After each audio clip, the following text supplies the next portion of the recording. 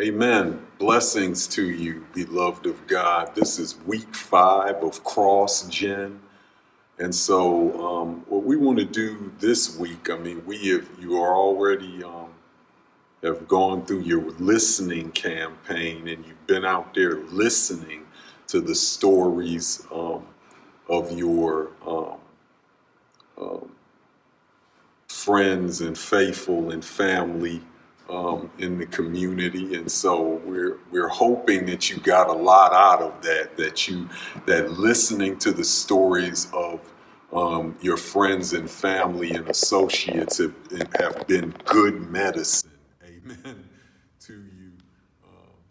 And so now what we want to do is we want to pivot a little bit and move to the whole notion of you telling your story, of you witnessing across generations or cross cultures or what have you, to the notion of how God has worked out, how you have worked your faith out in your life, and what stories have been produced because of that.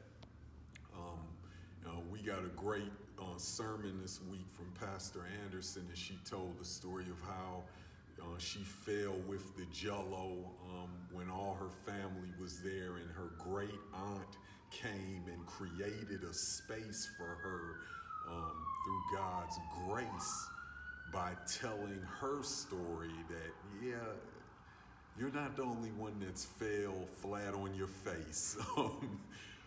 I've done it too. I even pushed a pie out of the window, and that just gave the young Pastor Anderson an opportunity to experience the grace of God, because one generation blessed another generation by sharing their story.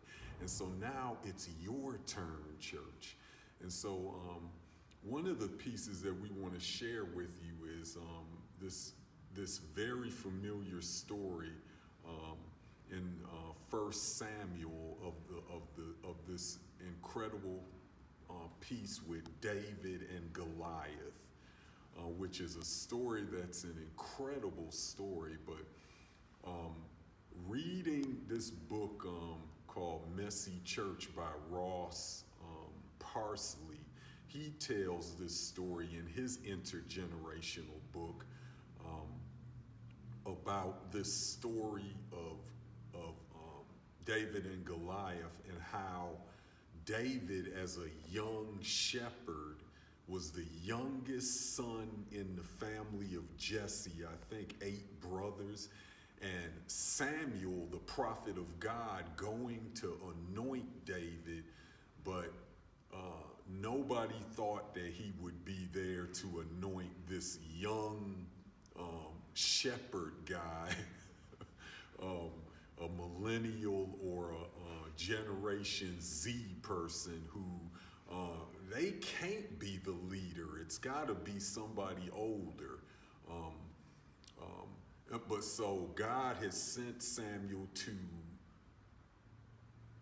anoint David. And so out of that, we get this piece where Goliath, this big giant or champion from this other culture, I think it's the Amalekites, but he comes and they threaten and attack the people of Israel. And Saul, who was the king at that time, comes to try to battle, and they've been losing the battle against Goliath and their army. And so David steps up. Oh Lord, the youth, the millennial, the Generation Z person, the youngest of the family. And when God calls David into action, Saul, the older generation person from the baby boomers or the Generation X, comes and tries to put his armor on David. When you're fighting your battle, no, I see God told you to get those 5 smooth stones, but you don't need those. Wear my armor. Wear my armor. That's how you should battle. And so David tries to put that armor on, and it's awkward, it's too big, it doesn't fit him, and he moves to battle the giant, and the armor falls off of him. And so all he's left with is what God armed him with, a slingshot and 5 smooth stones. But he only needs one of the stones. Amen. And so it's an amazing story, especially generationally, because one generation is trying to tell another generation the way you battle is the way we battled. Well, I might be able to learn something from that. I might be able to be inspired by that, but God is calling me to do something different. And so David uses that and listens to God and fights Goliath. And of course, you know the end of the story. David wins because of his faith in God, not because of what was put on him. Although he was inspired by the people before him, it was ultimately God who got him through the battle. And so he had to tell his story.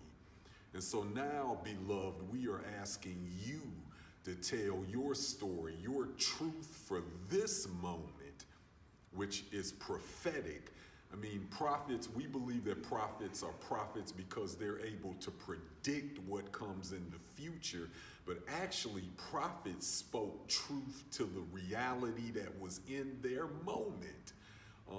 This pandemic, this tragedy of leadership of our time, this schoolhouse shooting, or what have you, what is God telling you to talk about in terms of how God has gotten you through so much, and how God has gotten you over the mountains and through the valleys and through the darkness?